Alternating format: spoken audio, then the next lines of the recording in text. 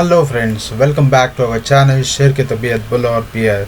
तो फ्रेंड्स, हम यहाँ पे देखने जा रहे हैं कि नेक्स्ट वीक में जो कि हम बोल रहे हैं कि दिसंबर क्वार्टर के रिज़ल्ट का एक आगाज़ होने जा रहा है। ये बड़ी कंपनियां आगाज़ करने वाली है, तो उसमें से पहले तो आईटी कंपनियां उतरेगी और फाइनेंशियल और जो कि ब्रोकरेज कंपनियां हैं वो इस क्वार्टर वीक में हमें दिखाई देगी। तो प्रेजेंट करने वाली है दिसंबर 2022 का रिज़ल्ट, यानी क्वार्टर 3 के अपने रिज़ल्ट ये पेश करेंगे हमारे सामने।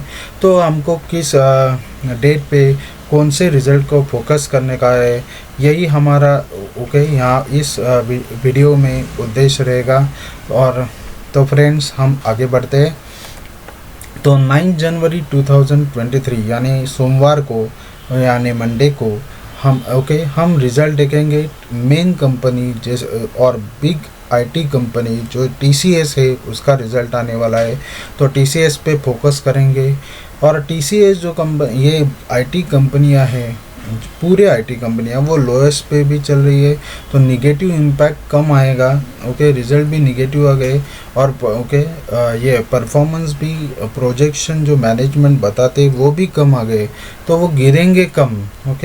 तो 2800 टू 2900 इस रेंज में आपको ये टीसीएस मिल गया तो आप परचेस कर सकते हो डेफिनेटली, पर धीरे धीरे सेग्रीगेशन में परचेस कीजिए।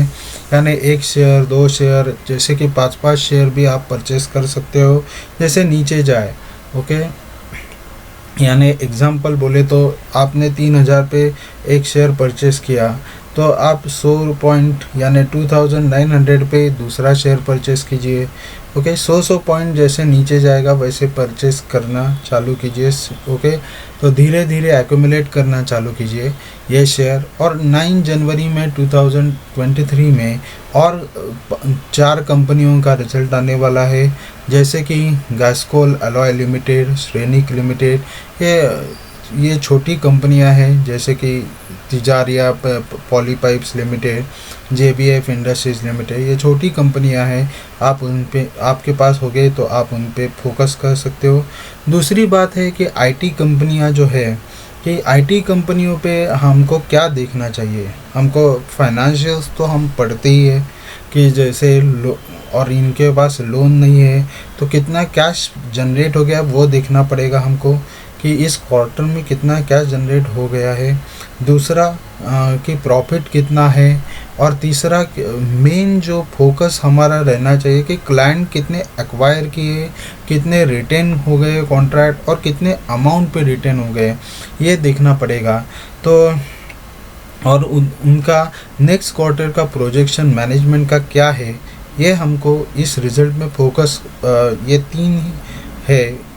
समराइज वे में बोलूँ तो हमको रिज़ल्ट में फोकस करने का है। तो आईटी सेक्टर में तो हमको देखना है कि management projection for next quarter. Second देखने का है कि हम कितने कॉन्ट्रैक्ट रिन्यू हो चुके हैं, कितने कॉन्ट्रैक्ट नए आ चुके हैं, एक्यूमुलेट किए हैं, ये देखने का है। और डिविडेंड, ये 3 जो है उस पर फोकस रहेगा और इससे ही शेयर प्राइस डिफाइन होगी, ऐसा मेरा अनुमान है। तो फ्रेंड्स, 9 जनवरी को यानी मंडे को हमको टीसीएस का रिज़ल्ट पे फोकस करने का है। दूसरा 10 जनवरी में हमको 3 कंपनियों का रिज़ल्ट मिलेगा, जैसे कि Excel Realty and Infra Limited, GI Engineering Solution Limited, Shraddha Infra Project Limited. तो आपके पास होंगे तो आप फोकस कर सकते हो। 11 जनवरी 2023 में हमको यानी बुधवार को हमको फोकस करने का है 5 पैसा कैपिटल लिमिटेड पे। ये भी अच्छी एक ब्रोकिंग कंपनी है, तो हमको इसके रिज़ल्ट पे फोकस करने का है। तो इसके हिसाब से हम कंपेयर कर सकते हैं कि आगे चल के आनंद राठी, CDSL और जो कोई है, यानी हम बोल सकते हैं कि जो लिस्टेड ब्रोकिंग कंपनियां हैं उनका रिज़ल्ट कैसा आने वाला है, ये हमको इससे पता चल सकता है। दूसरे कंपनियां हैं सेंगेनिटा केमिकल्स लिमिटेड, वैक्सटेक्स कॉपबैक लिमिटेड एक्सेट्रा। तो ये 11 जनवरी में आप 5 पैसा पे फोकस कर सकते हो। दूसरा है 12 जनवरी यानी गुरुवार को, उसमें हम फोकस कर सकते हैं आनंद राठी वेल्थ लिमिटेड पे, डेन नेटवर्क लिमिटेड पे और जेएम ब्रेवरीज लिमिटेड पे।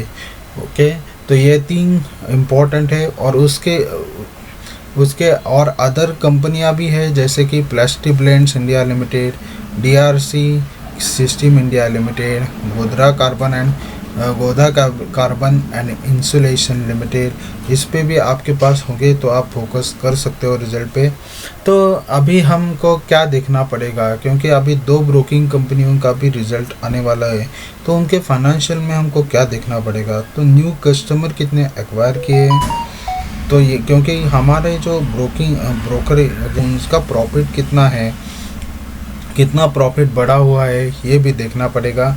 ओके, तो जैसे हम नॉर्मली प्रॉफिट देखते हैं वैसे ही यहाँ पे देखना है, और कितने कस्टमर जुड़े हैं, नए डीमैट अकाउंट कितने खोले हैं, ग्रोथ कितनी आई है, ये सब देखने हैं। और उससे अनुमान लगा के आपको, और मैं आपके साथ हूँ, मैं हर एक कंपनियों का प्रोजेक्शन करने वाला हूँ, तो आपको घबराने की ज़रूरत नहीं है। पर आपको रिज़ल्ट पे भी देखना आना चाहिए, इसलिए क्या फोकस करना चाहिए ये मैं बता रहा हूँ आपको, जैसे कि समझ में आ जाए रिज़ल्ट। तो ये 12 तारीख को आपको Anand Rathi Wealth Limited, GM Breweries और डेन नेटवर्क पे फोकस करने का है। और इन्फोसिस लिमिटेड, अभी इन्फोसिस लिमिटेड का भी रिज़ल्ट है, तो आप टीसीएस के रिज़ल्ट से भी इन्फोसिस का कंपैरिजन कर सकते हो, वो भी मैं बताऊंगा आपको कि कैसे होता है। ओके, तो और इन्फोसिस, जैसे कि मैंने आईटी सेक्टर में क्या देखने का ये बताया था, तो यही 3 पॉइंट जो है, जैसे कि डिविडेंड है, ओके, फ्यूचर क्वार्टर का प्रोजेक्शन जो मैनेजमेंट बताते हैं वो देखने का है आपको, और कितने कस्टमर एक्वायर किए न्यूली, और कितने कस्टमर जो है वो रिटेन किए गए हैं ये भी देखना है, और रिन्यू कितने कॉस्ट में किया है प्रोजेक्ट, ये आपको देखने का है। ये 3 फैक्टर्स पे अब शेयर दौड़ेगा या घटेगा ये समझ में आता है। तो 12 तारीख को हमको 4 कंपनियां हैं, उस पर आपको फोकस करने का है। उसके बाद हम 13 जनवरी को यानी शुक्रवार तक इस क्वार्टर के लास्ट डे पे चले गए, तो हमको देखने का है, ओके, रिजल्ट देखने का है अनूप इंजीनियरिंग लिमिटेड का, Aditya Birla money limited, L&T financial holding limited, Wipro limited, choice international limited, Ganesh housing corporation limited etcetera. तो फ्रेंड्स, ये जो है ओके, ये इस वीक में आपको इतने रिज़ल्ट हर डेट पे फोकस करने के हैं। तो मंडे से आईटी कंपनियों का रिज़ल्ट चालू होगा, ओके, और 30 को विप्रो लिमिटेड, ओके, का रिज़ल्ट लगने के बाद ये 3 जो बड़ी कंपनियां हैं, ओके, जैसे कि टीसीएस, इन्फोसिस और विप्रो, इनके रिज़ल्ट आपके सामने आएंगे। तो आईटी सेक्टर में क्या हलचल चल रही है उसका भी अनुमान हम इन 3 कंपनियों का रिज़ल्ट का कंपैरिजन कर पे ओके देख सकते हैं। तो मैं आपके सामने रखूँगा ये भी कंपैरिजन। तो फ्रेंड्स, धीरे धीरे हम ओके बढ़ेंगे आगे, और आपको कोई और शेयर में कुछ गाइडेंस चाहिए होगा, क्योंकि मैं अभी म्यूचुअल फंड के बारे में भी आपको बताऊंगा, और आपको बॉन्ड और इन्वेस्टमेंट के बारे में भी बताऊंगा, और जैसे कि न्यू एनएफओ आएगा उसके बारे में भी आपको बताऊंगा। तो धीरे धीरे हम इसमें भी शिफ्ट हो जाएंगे। तो ओके, ये रिज़ल्ट का है, नेक्स्ट वीक में आप फोकस कीजिए। 9 तारीख को टीसीएस है, ओके, और आगे जैसे कि 13 तारीख तक हमने बताया है। जो भी आपके पास कंपनियां हैं उसका रिज़ल्ट क्या आता है उसके हिसाब से अनुमान कीजिए, और आगे चल के ग्रोथ है या नहीं ये भी प्रेडिक्ट कीजिए, और इसमें इन्वेस्ट कीजिए, ओके। और जिनके पास ग्रोथ नहीं है उससे बाहर आने की कोशिश कीजिए। लॉस में निकले, अभी थोड़ा लॉस है, पूरा जाने के बजाय थोड़ा लॉस में भी निकाले तो अच्छा रहेगा। तो आपको पोर्टफोलियो एनालिसिस भी करना पड़ेगा आपका। तो थैंक यू। आपको पसंद आए तो लाइक कीजिए, कमेंट कीजिए, शेयर कीजिए ये वीडियो और सब्सक्राइब कीजिए। Thank you.